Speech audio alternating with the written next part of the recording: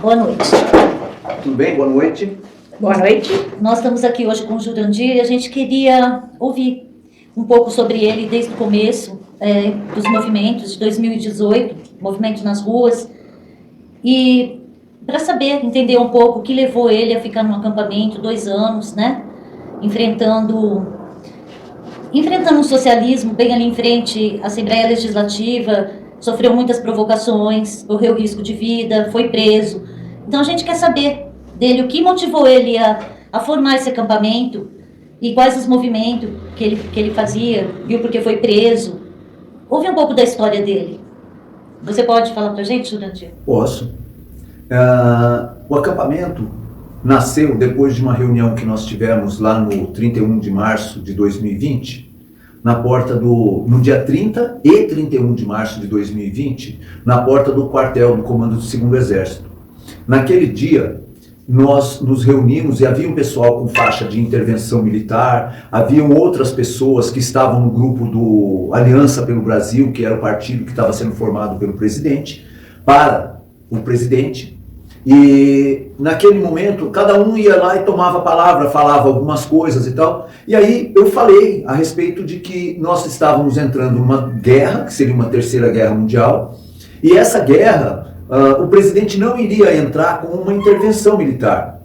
Nessa questão, as pessoas, de um modo geral, que estavam presentes lá, alguns intervencionistas simplesmente radicalizaram a ideia que o presidente tinha que começar o mandato dele dando uma intervenção militar, fazendo coisas, né? Só que nós estamos tratando de uma questão de administração de Estado e não de uma administração de uma briga de rua. Então, o presidente, desde o começo do mandato dele, peitou o establishment que estava instalado, de pessoas que estavam querendo manipular todos os cidadãos para levar ao comunismo, levar ao que a gente hoje está enxergando, que está acontecendo no mundo, que é a nova ordem mundial. E aí, nesse momento, nós começamos a conversar a respeito, e eu pensei, se a gente está fazendo alguma coisa hoje, o que a gente poderia fazer, o que a esquerda faria para mobilizar as pessoas nesse momento? A esquerda montaria um acampamento. Aí eu saí com algumas pessoas e saímos dando voltas em volta da Assembleia, em volta do Comando do 2º Exército e tal, procurando um lugar adequado que a gente pudesse fazer um acampamento. Eu fui um dos, e não o que criou o acampamento, porque foram várias pessoas que estavam juntas e ali decidiram que a gente poderia estar fazendo um acampamento. Na primeira fogueira, né, tem um local determinado ali que eu lembro bem, nós falamos a respeito de fazer nós fizemos uma fogueira, reuniu umas 50 pessoas mais ou menos ali conversando que eram patriotas. E esses patriotas resolveram montar o acampamento. Isso foi naquela praça? Na praça Túlio Fontoura, ao lado da Assembleia Legislativa do Estado de São Paulo. Sim, e foi uma luta para continuar nesse local. Vocês passaram por muitas lutas, né? Ali, naquele acampamento. Primeiro, por ser um acampamento político. Segundo, ao lado da Assembleia Legislativa do Estado de São Paulo. Isso incomodou aos políticos ali. Tanto alguns de direita quanto outros de esquerda, maioria de esquerda, né? Se sentiu incomodado com aquilo. Porque ali, aquele movimento, nós começamos a cobrar as ações dos políticos, de um modo geral. E acompanhar os desmandos que o Calcinha Apertada vinha fazendo no nosso país. E era o início do lockdown. Sim. E quanto tempo permaneceu o acampamento? Nós ficamos no acampamento por 22 meses, exatamente. Saímos no dia 5 de fevereiro de 2022, agora, né, desse ano. Completando exatamente, foi a última carga que nós tiramos lá de dentro do acampamento, foi no dia 5 de fevereiro de 2022. Sim, e nesse meio tempo, você sofreu uma represália? Nesse período que eu fiquei lá que nós ficamos lá no acampamento, né, muitas coisas aconteceram, tanto da direita bater cabeça, pessoas querendo que o presidente tomasse algumas atitudes de intervenção militar e outras coisas mais. Muitas pessoas se arvoraram como donos do acampamento e por aí afora. Foi uma verdadeira escola que nós tivemos lá. Um outro fator que, quando nós saímos, foi dois avisos que nós tivemos. No finzinho de dezembro de 2021, caiu um galho de uma árvore que estava seco lá e rasgou a lona do acampamento, e aí eu fiz um improviso lá e continuamos.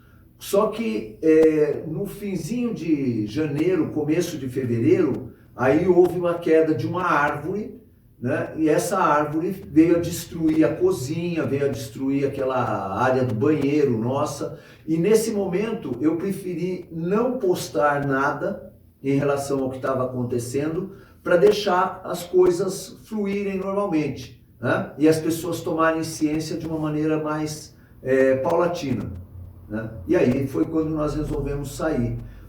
Eu, o Júnior, o Diego, lá da Zona Leste, e a Cida, em 36 horas de trabalho ininterruptos, né? Literalmente sem dormir, né? Conseguimos desmontar tudo para poder tirar do acampamento, fora as coisas que foram queimadas e tal, para desmontar todo o acampamento e deixar lá exatamente como nós encontramos o local. Ô, Jurandir, durante essa fase do acampamento, esse tempo de acampamento, conta um pouco como foi a sua prisão. Bom, o presidente estava numa briga, num braço de ferro muito grande com o Congresso, com o Rodrigo Maia e com o Alcolumbre, porque eles queriam negociar as questões de cargos e manter a mesma política que existia. E o ativismo judicial que estava acontecendo, que iniciou naquele momento, estava uma coisa muito forte, junto para poder todos querendo tirar o presidente a qualquer custo, achando que estava lidando com um cara que não tivesse as capacidades que ele tem para poder estar fazendo o país andar desse jeito. E puxando o tapete dele de todas as formas. Até quando houve uma canetada do Supremo que proibiu a promoção de um ato lícito pelo presidente, que é do executivo, fazer a nomeação do Ramagem para a Secretaria de Segurança Pública, né? E nesse momento, essa canetada do Supremo tirou essa promoção, proibiu essa promoção. Nós, no dia 2 de maio, estávamos numa movimentação lá na Avenida Paulista, e aí nos reunimos, apareceu um doido lá que falou: tem um endereço aqui do dito cujo lá do Supremo que deu a canetada. Aí o que nós fizemos? Reunimos alguns carros e mais ou menos umas 80 pessoas e fomos lá fazer a nossa manifestação, como estávamos fazendo uma manifestação e nunca ninguém havia proibido a gente de fazer a manifestação lá na Avenida Paulista, como de fato continuamos fazer, e é lícito a gente ir fazer uma manifestação em qualquer lugar dentro da cidade, mesmo que seja diante da casa de qualquer indivíduo, né? Principalmente os incapacitados para estar onde estão, né? E aí lá, nessa manifestação, nós fomos cercados pela polícia e de maneira ostensiva conduzida ao departamento, à delegacia, para fazer lavrar o termo de ocorrência de uma coisa que seria resolvida pura e simplesmente por uma cesta básica. Nós fomos presos, literalmente presos, porque tivemos que pagar fiança para sair, para termos a nossa liberdade. Nesse pagamento de fiança, nesse momento, com esse ato, o Brasil inteiro se comoveu com isso, né? E alguns dias depois desse evento, nós estávamos lá no acampamento, e aí, de uma hora para outra, nós fomos cercados, tivemos o acampamento cercado por uma força policial arbitrária, exagerada, porque o processo foi protocolizado Isso aí qualquer um de vocês pode ter noção disso. Protocolizado às 16 horas e 15 minutos, às 17 horas a força policial da Polícia Civil estava cercando fortemente armado o acampamento para nos levar presos para o 92DP. Antes das 19 horas nós estávamos presos. Nesse momento, um grupo de advogados que são ativistas, estavam ali no meio das manifestações, foram para lá e se reuniram lá na frente da cela e começamos a conversar a respeito. Foi quando eu falei, esse indivíduo incapacitado para estar onde está, ele na primeira prisão, ele deu um tiro no pé. Nessa segunda prisão, ele fez um favor de explodir o pé dele com a bazuca. Então, eu não quero habeas corpus, porque quanto mais tempo eu permanecer preso, nós permanecêssemos presos, mais o movimento nas ruas iria crescer como de fato cresceu, e aí iniciou os acampamentos de Brasília e outros movimentos no Brasil afora, e as pessoas começaram a tomar noção daquilo que estava acontecendo, dos desmandos e desse ativismo judicial que estava acontecendo no país. Eles tentaram nos calar da forma mais esdrúxula possível. E quanto tempo você permaneceu preso, Jurandir? Aí nós tivemos um período de 48 dias de prisão, 15 dias de prisão no presídio do Belém, foram 2 dias lá no presídio do 92DP, quando nós fomos transferidos para o presídio do Belém, e completamos o período nosso de prisão lá em Pinheiros, no presídio de Pinheiros, no meio do PCC. A ideia é óbvia, que lá no meio do PCC seria, né, liquidar a fatura, porque iriam usar a nossa imagem para calar o povo. Só que aí o povo começou a se levantar, o povo começou a entender o que estava acontecendo no país e começou a se revoltar. Hoje nós temos uma bomba. O povo brasileiro, com todo o ativismo judicial que está acontecendo, nós temos uma bomba prestes a explodir. Ela não vai implodir, ela vai explodir. Porque o povo está num nível que já não suporta mais tantos desmandos, que é o que a gente está lutando hoje pela nossa liberdade. Sim, e conhecendo você, como eu conheço, você é um patriota e nem isso te calou, fez você parar. Não. De todos os ativistas que estão aí, que foram prejudicados, eu fui o primeiro ativista a ser prejudicado, né, pela ditadura da toga, e eu ainda permaneço com uma série de problemas que estão afetando toda a minha vida privada, entendeu? Mas isso não vai fazer com que eu me cale. A única coisa que pode fazer com que eu me cale seria a minha morte. Fora isso, eu vou continuar lutando enquanto eu respirar. Enquanto meus olhos conseguirem mexer a tela de um computador, porque hoje já tem programa para isso, eu vou continuar sendo ativista. Não importa o que vai acontecer.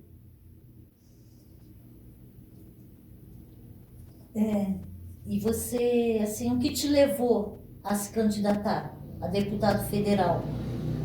No meio dessa movimentação toda, o que ocorreu foi que as pessoas viram que a minha palavra, a minha forma de agir poderia ajudar. Como eu ganhei uma notoriedade de uma hora para outra, eu saí do lugar comum da manifestação e ganhei uma projeção. E aí as pessoas começaram a pedir para que eu me candidatasse para fazer voz a essas pessoas lá na Câmara Federal. Então, aonde eu entrei de corpo e alma, vesti a camisa para ser a voz do povo. Tem um vídeo meu lá no YouTube que mostra exatamente o Tibúrcio. Pode procurar lá o vídeo do Tibúrcio, vocês vão ver. Ali eu não pensava em me candidatar, mas eu pensava em lutar para ser a voz do povo, a voz de pessoas como o Tibúrcio. Vocês vão conhecer o Tibúrcio, vocês vão ficar encantados na paz de espírito que aquele camarada passa, no amor que aquele camarada passa. É muito importante conhecer essa história, porque ali você vê exatamente o que ocorreu em função disso. E nesse momento eu senti a necessidade de entrar para dentro do sistema. Teve um casal, amigo nosso, que veio fazer uma visita lá no acampamento e falou: Jurandir, o único meio que nós temos de mudar essa história é entrando dentro do sistema. Porque se nós não entrarmos dentro do sistema, os ruins vão continuar entrando. E agora cada um de nós tem a obrigação de pesquisar quem eram essas pessoas que estão se candidatando hoje para deputado federal, deputado estadual, para governador, para senador, nos estados de um modo geral, né? Porque nós aqui em São Paulo a gente já tem o Tarcísio como nosso governador, nós temos o Marcos Pontes como nosso senador de São Paulo, nós temos aí o Jurandir Alencar como nosso deputado federal, e aí vocês precisam olhar exatamente quem eram essas pessoas em 2016, no Fora Dilma, 2018, 2017, antes do Bolsonaro entrar. Páginas apagadas da internet, do YouTube, do Facebook, do Instagram. Tenham medo disso, porque estão querendo esconder alguma coisa. Vão verificar o que os deputados que hoje estão querendo a reeleição, como eles votaram na PEC aqui em São Paulo, da 529, que prejudicou o estado de São Paulo inteiro, tanto o pessoal de direita, quanto o pessoal de esquerda, quanto o custo de vida com o aumento de ICMS, com o aumento do valor em 100% do valor da doação, da transmissão de bens, de herança, e uma série de outras coisas. Vamos olhar quem votou a favor de Daniel Silveira permanecer preso. Essas pessoas têm que ser investigadas naquilo que eles votaram para que eles não retornem ao sistema. É muito importante que vocês entendam essa parte. Nós não podemos trazer de volta esses canalhas para dentro do sistema. E isso só vai acontecer com a pesquisa que cada um de vocês fizer. Porque é muito importante isso. Hoje nós sabemos que não adianta eleger só o presidente da República se ele não tiver um Congresso que trabalha junto com ele. Não adianta eleger o presidente da República se a Câmara dos deputados estaduais dentro de cada estado, ela for uma Câmara formada por canalhas, aproveitadores e por pessoas que estão querendo manter mais do mesmo. Nós estamos trazendo uma nova política, uma nova forma de fazer política. Nós estamos aprendendo pintar o casco do navio com o navio em movimento, em alto mar, em alta velocidade. Não podemos errar. O preço do erro que nós podemos cometer, se não analisarmos, é muito grande, é muito grave. Portanto, vamos analisar isso de uma maneira muito ferrenha. Então, 222 é o número do senador, 10 é o número do nosso governador, 22 do nosso presidente e o 1411 é o número do Jurandir, que precisa, para entrar no sistema, o seu voto. Porque eu não tenho conchavo com empresa, eu não tenho conchavo com políticos, eu estou sendo a voz do povo. Os que são mais famosos tem toda uma mídia preparada aí para poder jogar eles, e muitos deles vão fazer mais do mesmo lá dentro. É isso que nós temos que combater. O número 22 para presidente, 222 para o nosso senador Marcos Pontes, o número 10 para o nosso governador Tarcísio de Freitas, 1411 é o meu número para deputado federal. E se você vê assinando no 1º de janeiro a diplomação, é porque você está sabendo que foi o seu voto, o seu trabalho de formiguinha de divulgar isso, que me colocou lá dentro com a mão de Deus. Porque sem a mão de Deus, A gente não vai conseguir mudar isso que está aí. Eu desejo sorte, Jurandir, que Deus abençoe e que a gente consiga essa vitória do povo. Com a graça de Deus. Amém. Muito obrigada pela sua entrevista. Eu que agradeço.